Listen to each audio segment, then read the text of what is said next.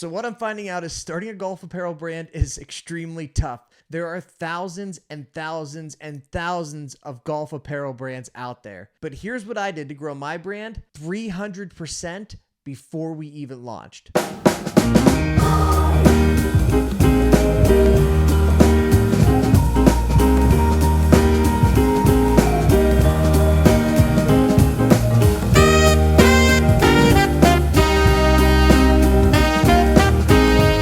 If you're new to the channel, my name is Derek. I founded Public Country Club. We're building a community of golfers who love the game, but not the stereotypes. Basically, if you've ever felt like you didn't belong in golf, you belong here. And this series is about how I'm starting my own course apparel brand from scratch. So if you're thinking about starting your own golf apparel brand, or if you just want to be here for the start of something cool, welcome to the channel. All right, let's get started. But before we do, please hit that subscribe button down below. It costs you no money and it helps me out more than you know. All right, I lied. Before we get into this video, I have to tell you, please stick around to the end because I'm going to be talking about my next video that I'm going to be releasing. The next video will be our largest giveaway on the channel yet. So make sure you stick around for that. All right, now get on with the video. Now I know you're probably thinking that that title is clickbait, but I promise it's not. I started with 0 sales and a handful of samples, the same samples that we went through in the last video on this channel. So how did I turn those samples into 300% growth? Not even before we launched, but before we even had the product in hand. Well, I focused my efforts on one specific thing, selling into local golf shops. I set up about 15 to 16 appointments at golf shops around my area, and because of those appointments, I will have over 300 pieces of my golf apparel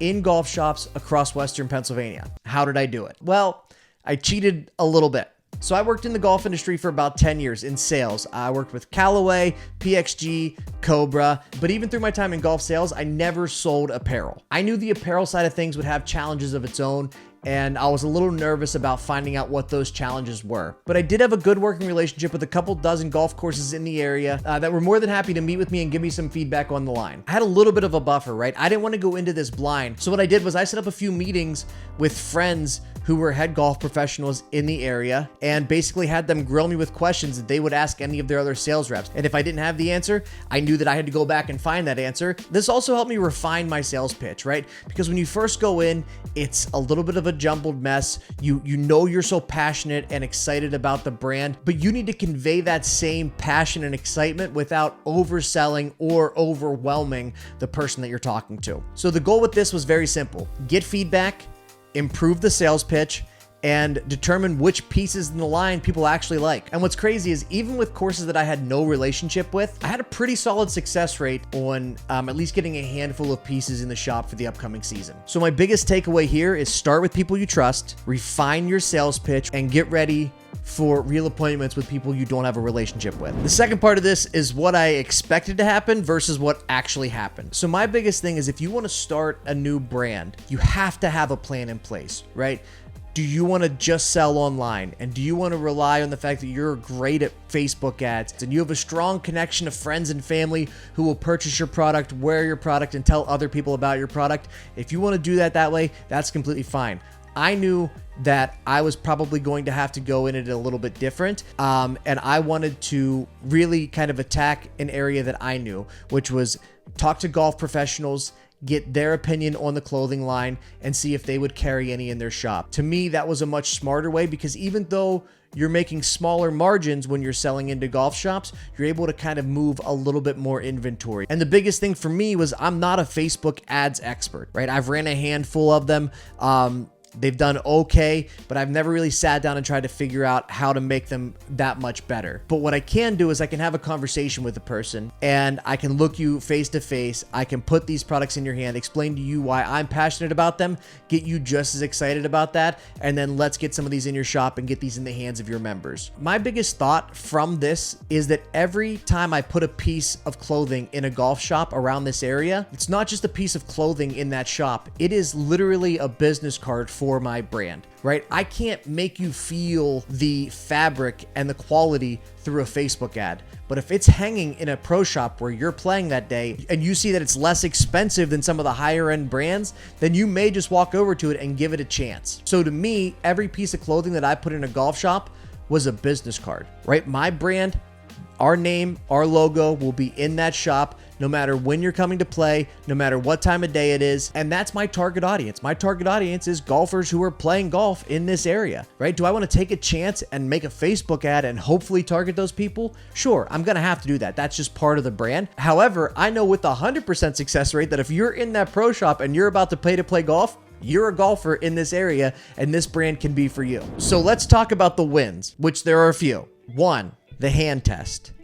Every single golf pro that I worked with or that I took this to, whether I knew them or whether I didn't know them, my biggest question to them was, what do you think of the quality of the product? I want you to feel the product, match it up against your top selling hoodie that you had in the shop last year and tell me how it feels. Every single golf pro said the same thing. It passes the hand test. And that was huge. I spent so much time developing this product line. Even if it looks great, if it doesn't feel great, it doesn't matter, right? So I spent so much time trying to get the feel and the design right for this product. So to hear from so many industry professionals, not only does it look great, it feels great. That was such a relief. The biggest thing that I think Public Country Club can offer is Peter Millar quality at half the price, right? We are strictly focusing on affordable luxury. So to hear that other pros who sell golf apparel in their shop feel the product and say, yep, I would put this up against anything that's in my shop right now, and I think our members wouldn't be able to tell which piece is the $80 piece and which piece is the $200 piece.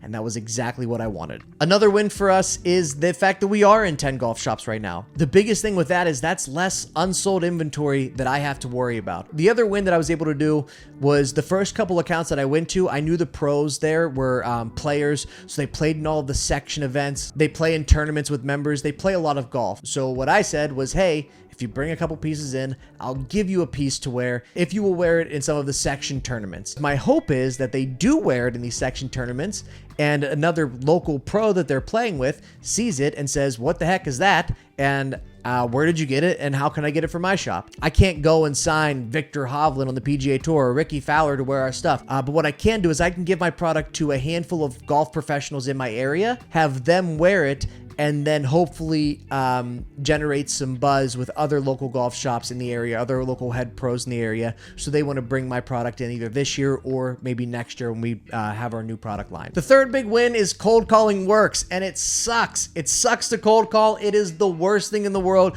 to randomly call somebody and be like, hey, I'm a new golf apparel brand in your area. Head pros get sold things all the time. It is not the easiest thing in the world to do. But what I can tell you is there's a few ways to make it work really well. Number one is before you even get into your sales pitch, learn about them, learn about their shop, right? So the biggest questions that I was asking was, what brands do you already carry that may be similar to this? And what products sell the best from those brands? And then I would ask them, what would you change or what do you wish they would do differently, right? Because if I already know their pain points with a big brand or a big manufacturer, maybe like, hey, they sent us these hoodies and our members just hated them. The colors didn't work. The patterns didn't work.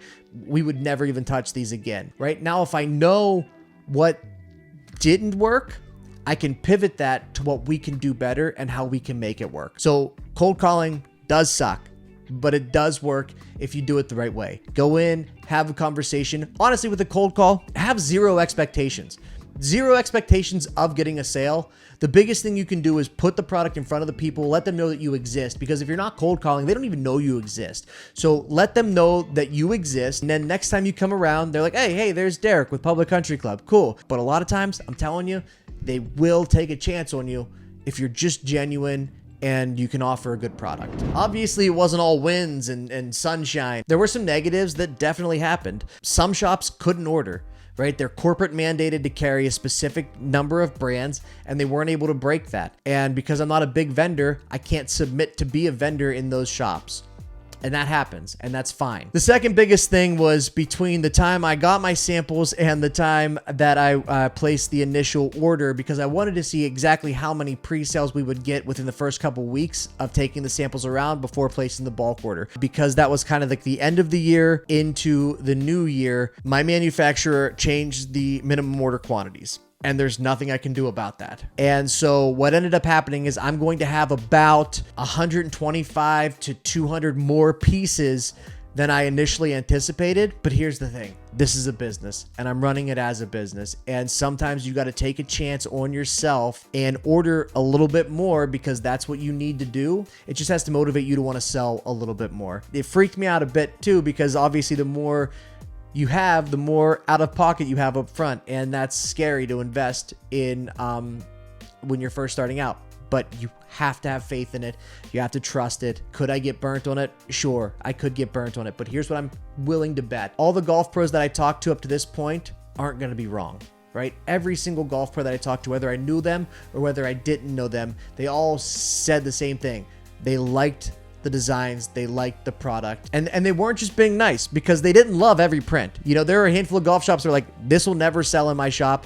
I really personally don't even like this. So they were being honest. Even from the last YouTube video, we had 20 comments on the last YouTube video, which is amazing, by the way. That's awesome. I know there's much bigger channels that get thousands and thousands of comments, but we're building something here. So 20 comments in the last video where people were like, I love this design. I love this design. Like this design, don't really like this design, or I like all the designs. Like, that's real feedback from people who are going to be in the Public Country Club, and I appreciate that so much. So if you are planning on starting a golf apparel brand, the lesson from this is be prepared for last minute changes. They will happen. You can't control them. You can just adapt on the fly and go after it and make it happen. The biggest question is now, what's next? We've had some success. We've had some speed bumps. The next thing is to find an embroidery shop that can embroider all of the pieces that are going to be in the pro shops, and then just to continue to get out there and to get our product in the hands of more shops. And if you want to support the Public Country Club before our official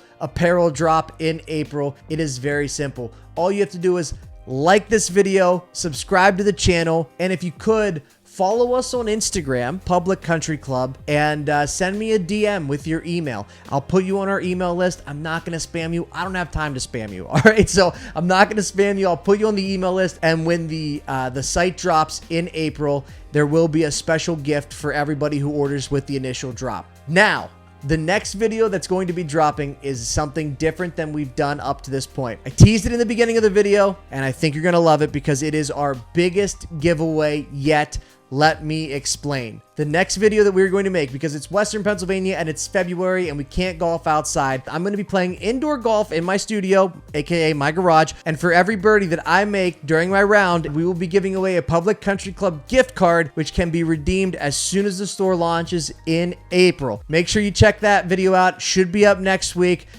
Thank you so much for being here for this video and for the little bit of an update. If you're thinking about starting a golf apparel brand, please comment down below. I would love to connect with you. If you're not thinking about starting a golf apparel brand and you're just here for the content, I appreciate that as well. Comment down below what golf course you think I should do this challenge at on the simulator. I use GS Pro for whatever that's worth. Keep in mind, the easier you make the course, the more gift cards I have to give away. And until next time, thanks so much for hanging out, and I will see you in the next video.